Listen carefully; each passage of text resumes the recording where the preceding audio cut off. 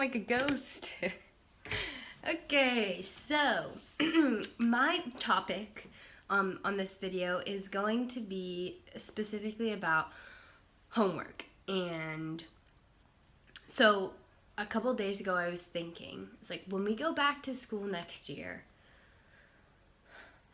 is anything going to change? You know, is there going to be differences in the way we learn? Because, you know, I get that this was an event, this pandemic that's happening. You know, it's an event that's causing everyone to think of things differently and to change the way we have normally done stuff. The other day I was doing art in my living room. It was like in the evening, and that's when I get most of my ideas, I think.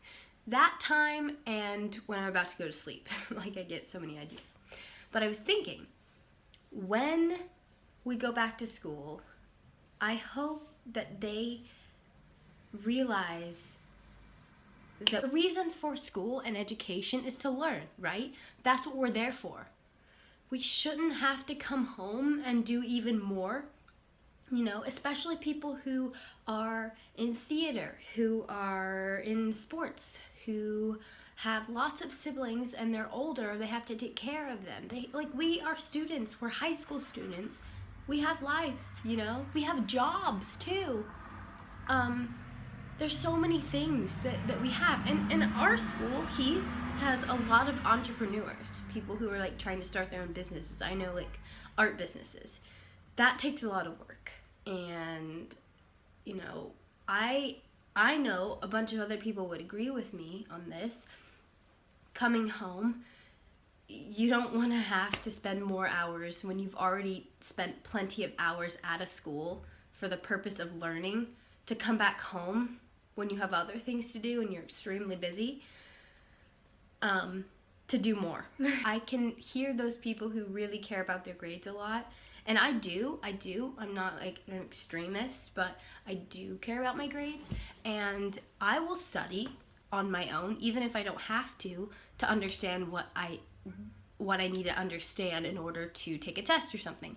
And other than like studying for things, or you didn't get something done in class, which normally everyone would have gotten done, then you have that for homework. That makes sense. But extra stuff, you know, extra stuff to be given at home, I think is a little ridiculous. And I think more people would be open to thinking about this differently because they see the difference. We learn at home the things that we're supposed to learn at school, you know, right? But when we're at school, we also have more because we have to come home and do more school, like homework. And I'm pretty sure there's going to be tons of people who could argue this pretty well. I can't think of like any other counterclaims. If we need advice or we need some sort of like example of what education should look like, we have got to turn to Sweden. And the reason why I say that is because Sweden is rated like the top best school systems in the world almost every single year, which, I mean, that's impressive already. So why can't we take what they have and be like, okay, let's see what we can improve on to make us more applicable.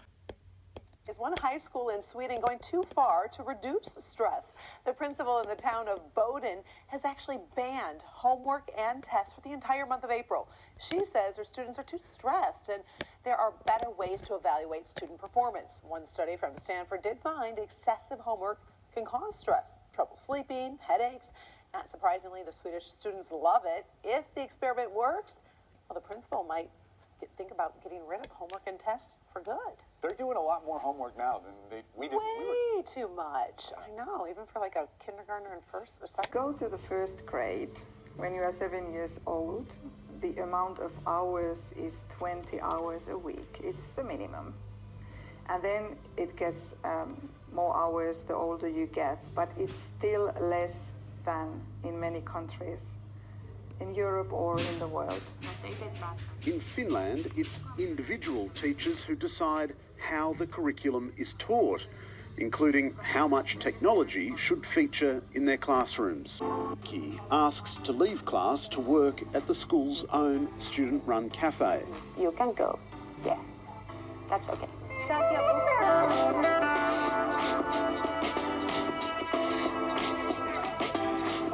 Hello. Hello. One cake for the cameraman, one cake for me, and 2 coffees. How much? So they mentioned 2 really good points in this video. First one is they take away tests because they feel like tests don't accurately show a student's knowledge because everyone learns differently, and especially someone with dyslexia like me,